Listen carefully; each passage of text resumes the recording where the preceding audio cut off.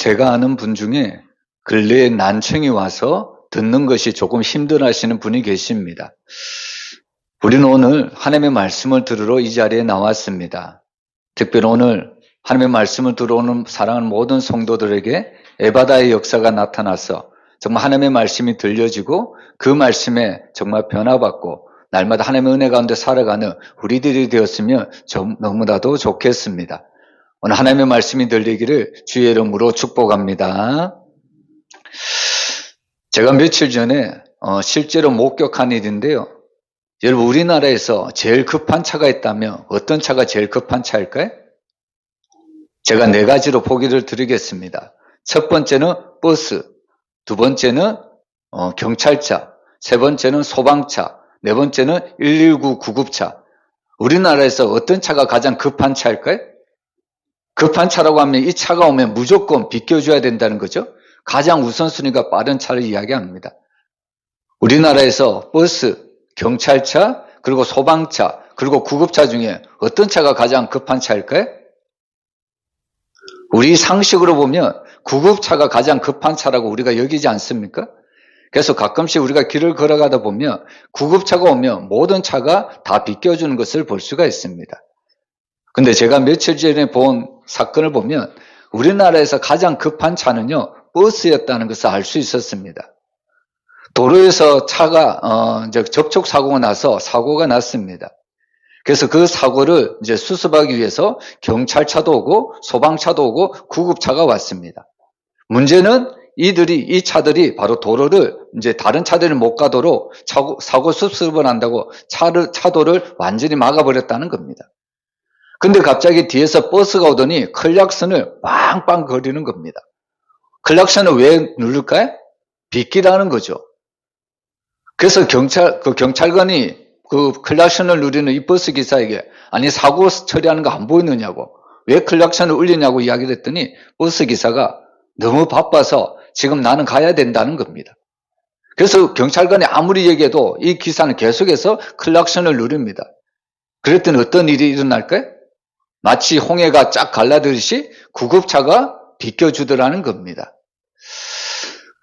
여러분 요즘 현대 중에 이런 이야기가 있죠? 우프다는 단어가 있습니다. 우프다. 어떤 단어일까요? 웃기기도 하고 때로는 슬프기도 하다는 단어입니다. 저는 이 모습을 보면서 웃기기도 하고 너무나도 때로는 슬플 수밖에 없었습니다. 여러분, 우리가 세상을 살아갈 때 가장 중요한 것이 뭘까요? 생명입니다. 생명을 구원하는 일에 그거보다 우선순위는 없다는 거죠. 근데 이 버스는 자기가 단순히 바쁘다는 이유로 구급차가 그 사람을 싣고 있는데도 불구하고 구급차가 보고 빗기라는 그런 현상을 보고 때로는 이 세상이 우프다 이런 마음이 들었다는 겁니다. 여러분, 오늘 본문도 바로 하나님께서 바로 생명을 구원하는 일에 우리에게 말씀해 주는 내용입니다. 여러분, 오늘 우리가 이 말씀을 통해서 정말 바울과 바나바가 누스다라에서 한 안진병이를 고치는 사건을 보면서 우리는 이 사건을 단순한 기적 사건을 볼 것이 아니라 이것을 통해서 하나님이 어떤 분이신가를 우리가 정확하게 깨달았으면 좋겠습니다. 오늘 우리가 3가지를 통해서 오늘 하나님의 그 계시를 우리가 한번 살펴보기를 원합니다. 첫 번째로 복음은 바로 믿음이 생기기 전에 바로 이미 보고 계시는 하나님을 계시하고 있습니다. 오늘 본문 말씀에 보면 누스드라에 나면서부터 걷지 못하는 한 사람이 앉아 있습니다. 여러분, 이 사람의 상태에 대해서 성경은 정확하게 이야기를 하는데요. 나면서부터 못 걷게 된 자, 한 번도 걸어본 적이 없는 자, 앉아 있는 자, 바로 이 사람의 상태에 대해서 정확하게 이렇게 표현을 하고 있습니다. 여러분, 이렇게 앉아있는 자에 대해서 나면서부터 걷지 못하는 자에 대해서 3번씩이나 이렇게 반복적으로 이야기하는 것은 바로 인간의 영적 상태와 바로 이와 똑같다는 것을 우리에게 보여주기 위함입니다. 여러분, 성경을 보면 인간은 단순히 부족한 존재, 연약한 존재로 치부하지 않습니다. 오늘 본문의 말씀을 빌려보면 여러분, 인간이란 존재는 어떤 존재냐면 스스로 걸을 수 없는 존재라는 겁니다. 물론 육적으로는 우리가 잘 걸어 다닐 수 있겠죠? 근데 영적으로 보면요, 인간은 전혀 걸을 수 없는 존재입니다. 어떤 의미냐면 우리는 하나님께 가고 싶어도 갈 수가 없고요. 선하게 살고 싶어도 완전하게 바로 선하게 살 수 없는 것이 인간의 모습이라는 겁니다. 그래서 오늘 사실 이 성경은요, 이 안전뱅이를 우리의 모습과 똑같다는 것을 우리에게 보여주기 위해서 3번씩이나 반복해서 이 안전뱅이의 모습을 이렇게 표현하고 있다는 겁니다. 근데 놀랍게도 오늘 9절에 보면 이 안전뱅이가 어떤 일이 일어나는가? 오늘 9절에 보면 바울이 말하는 것을 듣거늘 바울이 주목하여 구원받을 만한 믿음이 그에게 있는 것을 보고, 여러분 여기서 주목하여 보다라는 말은 바로 단순히 보다라는 것이 아니라 집중해서 보았다는 것을 의미하고 있습니다. 깊이 응시해서 보고요, 꿰뚫어 보고 있다는 것을 이렇게 말씀하고 있습니다. 여러분 오늘 사도 바울은 이 안전뱅이를 보았습니다. 여러분 사도 바울뿐만 아니라 이 당시에 많은 사람들이 그 안전뱅이를 보았을 겁니다. 그러면 사실 이런 안전뱅이를 보고 일반 사람들은 측음직심이 일어나겠죠? 동정심이 일어나겠죠? 그래서 그런 사람들 보고 때로는 우리는 한 푼 주고 도와줄 수도 있습니다. 근데 오늘 사도 바울은 이 안전뱅이의 겉모습만 보고 이 사람을 판단하는 것이 아닙니다. 여러분 사도 바울은 사실 이 사람의 겉모습을 본 것이 아니라 지금 그 영혼을 바라보고 있습니다. 그래서 오늘 더 놀라운 표현이 이어지는데요. 구원받을 만한 믿음이 그에게 있는 것을 보고, 여기서 구원받다는 것은 구원과 회복과 치유를 모두 포함하는 전인적인 치유를 우리에게 설명하는 단어입니다. 그래서 사실 오늘 이 안전병에게 일어난 사건은요, 단순히 육신의 병이 고침을 받은 사건이 아니라 바로 전인적인 구원의 사건임을 우리가 받아들여야 합니다. 근데 중요한 것은 이 안전병이가 어떻게 해서 고침을 받게 되었을까요? 여러분 사실 이 안전병이는 아직 아무 말도 하지 않았습니다. 여러분 우리가 예수님이 병자를 고치시는 장면을 보면요, 오늘 예수님은 내가 믿느냐 이 병자들에게 먼저 이런 질문을 던지는 것을 볼 수가 있습니다. 그럴 때 이 병자는 제가 믿습니다. 이 믿음의 고백으로 이 예수님이 병자들을 고쳐주실 사건들을 우리가 많이 볼 수 있습니다. 그런데 오늘 이 사도 바울이 이 안전병이에게 이런 안전병이를 고침을 허락해 주셨을 때 이 안전병이는 먼저 자신이 믿는다고 고백을 한 것이 아닌 거죠. 먼저 믿는다고 고백한 것이 아닙니다. 자신이 기도한 것도 아니고 자신의 병을 고쳐달라고 사도 바울에게 부탁한 것도 아닙니다. 이 안전병이는 그냥 사도 바울 옆에서 듣기만 했다는 이야기입니다. 그런데 오늘 여기서 우리가 분명히 보아야 될 것은 오늘 바울은 이 안전병이의 믿음을 먼저 보았다는 사실입니다. 그래서 사실 오늘 우리는 이 복음의 중요한 원리를 오늘 사도 바울을 통해서 알 수가 있습니다. 여러분 믿음이라는 것은 하나님이 우리에게 주신 신앙이라는 것은 인간이 먼저 만들어내는 것이 아니라 하나님이 먼저 주신 것이라는 것을 우리가 볼 수가 있습니다. 그래서 성경은 구원이라는 것, 믿음이라는 것, 우리가 먼저 찾고 발견하는 것이 아니라 전적인 하나님의 은혜고 하나님이 우리에게 주신 선물이라는 것을 우리에게 말씀하고 있습니다. 여러분 많은 사람들이 이런 이야기를 합니다. 내가 먼저 하나님을 믿었고 내가 먼저 하나님을 찾았다고 이야기합니다. 내가 하나님을 먼저 선택했고 내가 하나님을 믿었기 때문에 나는 지금 믿음 생활, 신앙 생활 하고 있다. 믿음의 주체가 나라고 사람들은 이런 이야기를 할 때가 많습니다. 근데 오늘 성경은 정반대로 이야기합니다. 하나님이 먼저 우리를 찾으시고 우리가 하나님을 찾기 전에 하나님이 이미 우리에게 구원받을 믿음을 보여주시고 있다는 사실입니다. 여러분 이 누스드라의 이 안전뱅이도 마찬가지입니다. 여러분 이 안전뱅이는 단지 복음을 듣고만 있을 뿐입니다. 그런데 놀랍게도 복음을 듣기만 했는데 이미 그 속에는 겨자씨만한 믿음이 구원받을 만한 믿음이 자라고 있다는 겁니다. 여러분 이것을 사도 바울은 놓치지 않았다는 사실입니다. 이런 때때로 우리가 복음을 전하는 현장 가운데 보면요, 복음을 강력하게 거부하는 사람들이 있습니다. 근데 그렇게 복음을 강력하게 거부하는데도 불구하고 계속해서 복음을 전하다 보면요, 어느 순간 그들의 마음이 조금씩 누그러뜨려지는 것을 볼 수가 있습니다. 쉽게 얘기하면 그 마음속에 복음이 들어가고 있다는 증거입니다. 그럴 때 전도자는 이때를 놓치지 않습니다. 계속해서 예수 그리스도의 복음을 강력하게 선포하기 시작합니다. 결국에 처음에는 복음을 강력하게 거부한 그 사람도 계속해서 복음을 강력하게 선포하게 되자 결국에 그 영혼도 복음을 받아들일 수밖에 없다는 겁니다. 그래서 사실 복음을 전하는 전도자의 자세를 보면요, 절대로 포기해서는 안 된다는 사실입니다. 저도 가끔씩 복음을 전하는 현장 가운데 보면요, 먼저 어떤 마음이 드냐면 일단은 얼굴이 너무나도 무섭게 생긴 사람은 아마 저 사람은 복음을 안 들을 거야, 이런 생각할 때도 많고, 얼굴이 너무나도 상냥하고 얼굴이 너무나도 평안한 사람은 저 사람은 복음을 전하면 그대로 받아들일 거야, 이런 생각을 할 때가 참 많습니다. 그래서 때로는 복음을 전할 때도 어떻게 보면 가려서 전한다는 겁니다. 여러분, 결과가 어떨까요? 물론 제가 생각한 대로 될 때도 있지만 때로는 정반대의 결과가 나타날 때도 있습니다.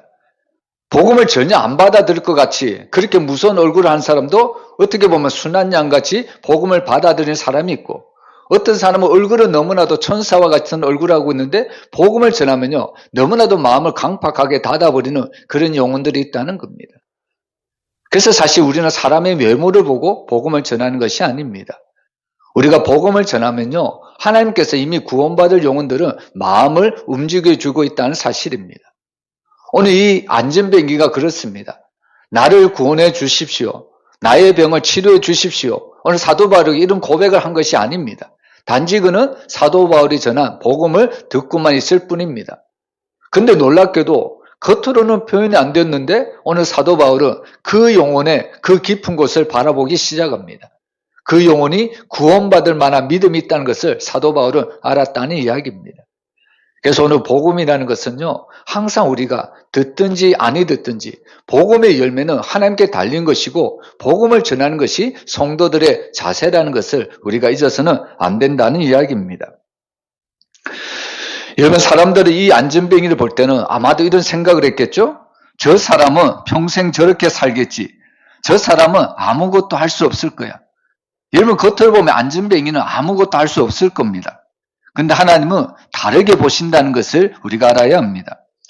여러분, 하나님은 과거가 아니라 가능성을 보시고요, 현재의 모습이 아니라 미래의 은혜를 보시는 분이심을 믿으시길 바랍니다.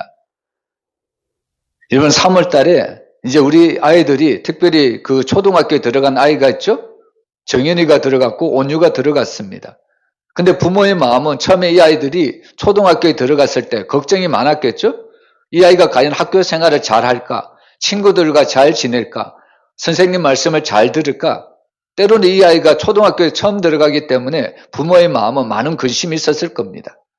근데 들려오는 소식은 지금 이 아이들이 학교 생활을 너무 잘하고 있다는 그 소식을 듣고 있습니다. 여러분처럼 하나님께서는 우리의 과거가 아니라 우리의 가능성을 보신다는 겁니다. 우리의 현재가 아니라 우리의 미래를 보시고 우리의 모든 삶을 펼쳐주신다는 사실입니다. 그래서 오늘 사도 바울은 이 안전뱅이에게 구원받을 만한 믿음이 있는 것을 보고 바로 네 발로 일어서라, 이렇게 이야기하고 있습니다. 여러분, 이 장면 너무나도 익숙하죠? 바로 사도행전 3장에도 베드로와 요한이 성전에 올라갈 때 나면서부터 안전뱅이 된 자에게 바로 베드로도 근거 없는 내게 없거니와 나사렛 예수 그리스도의 이름으로 일어나 걸어라, 이렇게 명령을 했습니다. 그랬더니 놀라운 역사가 일어나지 않습니까? 바로 그때 안전뱅이가 일어나 하나님을 찬양하고 하나님께 영광을 돌렸다는 것을 우리가 잘 알 수가 있습니다. 여러분, 여기서 일어서라는 단어는요, 그냥 단순한 단어가 아닙니다. 그냥 안전뱅이가 일어선다, 이런 뜻도 가지고 있지만 더 중요한 이런 일어서라는 원어의 뜻을 살펴보면요, 부활한다는 뜻을 가지고 있습니다. 결국에 이 사건은 단순한 치유의 사건이 아니라 바로 부활의 사건이라는 겁니다. 여러분, 우리는 이 사건을 통해서 복음이라는 것이 무엇인가? 여러분, 복음은 바로 앉아있는 인생을 일으키는 하나님의 능력임을 믿으시길 바랍니다. 우리가 살아갈 때 막혀있는 것이 너무나도 많죠? 그러나 복음을 듣고 우리가 복음으로 살아가다 보면 우리의 모든 삶을 다시 일으켜주시는 하나님의 능력이 복음 가운데 나타난다는 말씀입니다. 그래서 항상 우리는 복음을 들어야 되고요, 또한 그 복음으로 모든 삶을 이겨내야 된다는 말씀입니다. 여러분, 오늘 하나님은 이 사도 바울이 이 누스디의 안전뱅이에게 말한 것처럼 네 발로 일어서라, 오늘 하나님은 우리에게도 동일한 이 말씀을 주십니다. 때로는 우리는 연약하여 하나님 저는 할 수 없습니다. 저는 너무 부족합니다. 저는 하나님의 일을 감당하기에 너무나도 무능합니다. 겉으로 보면 어떻게 보면 믿음 있는 표현인 것 같지만 이 말은 전혀 하나님을 신뢰하지 않는 말입니다. 여러분 하나님을 믿는다면 어떠한 상황 가운데서도 우리는 다시 일어설 수가 있다는 말씀입니다. 오늘 사도 바울이 이 이 안전병에게 일어나 외친 것처럼 우리 사랑하는 모든 성도들도 다시 한번 하나님 앞에 일어나서 하나님 앞에 맡겨주신 사명들 온전히 감당하시기를 주의 이름으로 축원합니다. 그리고 두 번째로 인간이란 존재는 바로 기적을 보면 하나님을 잘 믿는 것이 아니라 오히려 오해를 할 수도 있다는 것을 우리에게 보여주고 있습니다. 여러분 오늘 이 누스드라에서 놀라운 기적이 일어났죠? 안전뱅이가 다시 일어나게 되었다는 겁니다. 태어날 때부터 걷지 못했던 사람이 벌떡 일어나 걷기 시작합니다. 우리는 그런 모습을 보면서 이런 생각을 합니다. 이제 저 사람이 하나님을 참으로 잘 믿겠구나. 이런 사람들은 기적을 보면 하나님을 믿을 수 있다고 생각을 하고 있다는 겁니다. 근데 오늘 본문을 보세요. 전혀 다른 반응을 우리에게 보여줍니다. 사람들은 하나님께 영광을 돌린 것이 아니라 이렇게 외치죠. 신들이 사람의 형상으로 우리 가운데 내려오셨다. 그리고 바나바를 저우스라고 이야기하고 바울을 헤르메스라고 이야기를 하고 있습니다. 여러분 저우스는 우리가 잘 알듯이 바로 그리스 신화에서 가장 높은 신, 바로 신들의 왕이 바로 제우스입니다. 이 제우스는 하늘과 번개를 다스리고요. 모든 신들의 통치자고 인간의 운명과 질서를 주관하는 존재입니다. 그래서 당시 이 지역의 사람들에게서는 제우스는 단순한 신이 아니라 바로 우주를 통치하는 바로 최고 권력과 같은 존재였습니다. 우리로 치면 바로 이 제우스는 하나님과 같은 존재였다는 말씀입니다. 그래서 사실 이 누스드라 지역에는 실제로 제우스 신전이 있었고요. 그리고 그 제우스를 섬기는 그 신앙이 지역 사회의 중심 종교였습니다. 그래서 오늘 이 누스드라 사람들이 바나바를 바로 이 제우스라고 부른 것은 아마도 이 바나바가 바울보다 외모나 위엄이 더욱더 장엄했기 때문에 바로 이 바나바를 제우스로 불렀을 것이라고 추측할 수가 있습니다. 그리고 오늘 또 본문에 나오는 이 헤르메스는 바로 신들의 메시지를 전하는 신들의 전령이 바로 헤르메스입니다. 여러분 이 헤르메스는 신들의 메시지를 인간에게 전달하고요. 그리고 여행자를 보호하고 상업과 교육의 신이고 빠르고 지혜로운 신으로 바로 이 헤르메스가 불렸습니다. 이 헤르메스의 특징을 보면 바로 말을 잘하고 지혜롭게 한다는 겁니다. 그래서 오늘 본문 12절을 보면 누구를 헤르메스라고 이야기를 하냐면 바로 사도 바울을 헤르메스라고 지칭을 하고 있습니다. 왜 사도 바울을 헤르메스라고 이야기하냐면 바울은 말하는 자이므로 헤르메스라 하더라.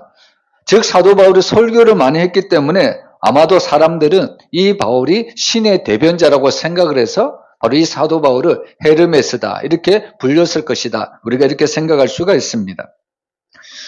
근데 여기서 중요한 것은 왜 이 누스드라 사람들은 바나바를 제우스 그리고 사도 바울을 헤르메스로 생각을 하게 되었을까? 여러분 여기에는 고대로부터 내려오는 중요한 이야기가 있습니다. 여러분 제우스와 헤르메스가 인간 모습으로 어떤 마을을 방문했습니다. 근데 사람들은 이 제우스와 헤르메스를 환대하지 않습니다. 이 제우스와 헤르메스를 환대했던 사람은 오직 가난한 노부부만 그들을 환대했다는 겁니다. 결국 이것을 보고 이 제우스는 바로 이 마을에 그 모든 사람들 다 죽여버리고 노부부만 살려주었다는 고대의 중요한 이야기가 내려왔다는 겁니다. 그래서 오늘 이 누스드라 사람들은요, 혹시 신들이 다시 인간의 모습으로 내려오지 않았을까? 이런 염려를 하고 바로 이 바나바와 이 사도 바울을 붙들고 그들의 종교심으로 바로 즉시 제사를 준비했다는 이야기입니다. 여러분 여기서 우리는 이 말씀을 통해 아주 중요한 장면을 볼 수가 있습니다. 이 누스드라 사람들은 바로 안전뱅이가 고침을 받는 기적을 보았습니다. 근데 사실 오늘 이 장면을 보고 이 기적을 보고 이 누스드라 사람들은 하나님을 믿은 것이 아니라 바로 자기 종교와 자기 신화로 이 기적을 해석하기 시작했다는 겁니다. 우리는 이것을 통해서 무엇을 알 수 있냐면 인간이란 존재는 하나님을 만날 때에도 하나님이 주신 기적과 은혜를 맛보고서도 살아계신 하나님께 영광을 돌리는 것이 아니라 자기 문화나 자기가 알고 있는 자기가 이해하는 쪽으로만 그 하나님을 어떻게 보면 한없이 낮춰버리는 그런 경향이 있다는 이야기입니다. 그래서 이 누스드라 사람들이 이 바나바와 바울에게 제사를 드리려고 하는 그 장면에서 오늘 이 두 사람은, 두 사도는 이 장면을 보고 바로 옷을 찢으며 외치고 있습니다. 우리 15절 말씀, 우리도 이런 신앙의 고백을 가지고 우리 15절 한번 같이 읽어보겠습니다. 이르되 여러분이요 어찌하여 이러한 일을 하느냐? 우리도 여러분과 같은 성정을 가진 사람이라. 여러분에게 복음을 전하는 것은 이런 헛된 일을 버리고 천지와 바다와 그 가운데 만물을 지으시고 살아계신 하나님께로 돌아오게 합니다. 때로는 우리가 신앙생활을 하면서 우리도 누스드라 사람처럼 하나님을 오해할 때가 있습니다. 하나님을 내가 원하는 방식으로 이해할 때가 많고요. 내가 이해하는 범위 안에서 내가 필요로 하는 만큼 하나님을 믿으려 할 때가 참으로 많습니다. 근데 오늘 우리가 분명히 알아야 될 것은 하나님은 우리가 만들어낸 신이 아니라 우리 삶을 새롭게 창조하시는 능력의 하나님, 전능의 하나님인 것을 우리가 믿어야 합니다. 오늘 이 누스드라 사람들은 기적을 보았습니다. 근데 사실 이들은 기적을 보았지만 하나님을 본 것이 아니라 자기 생각, 자기 이해, 자기 한계 안에 갇혀 있었다는 말씀입니다. 그래서 오늘 우리는 이 말씀을 통해서 복음이라는 것은 항상 우리의 생각을 먼저 깨트린다는 것을 우리에게 가르쳐주고 있습니다. 여러분, 우리의 생각이 완전히 깨트려져야만 우리는 진짜 살아계신 하나님을 만날 수가 있습니다. 우리가 성경에 나오는 그 믿음의 사람들을 보면요, 그들은 자기의 모든 생각에 깨어지고 난 후에만 진짜로 살아계신 하나님을 만날 수가 있었습니다.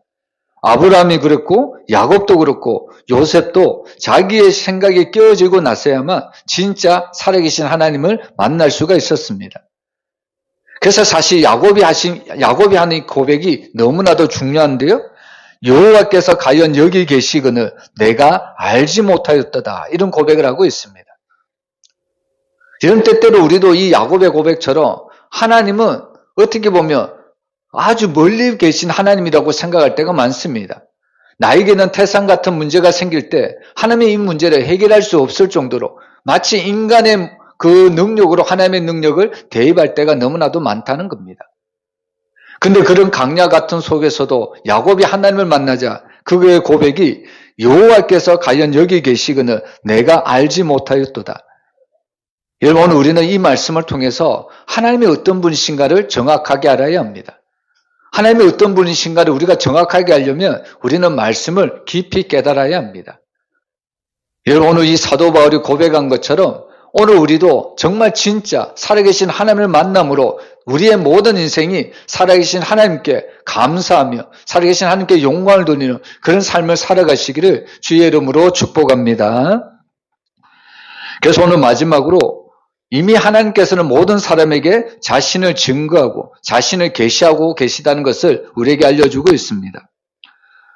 여러분, 사도 바울은 누스드라 사람들에게 설교하면서 구약 성경을 인용하지 않습니다.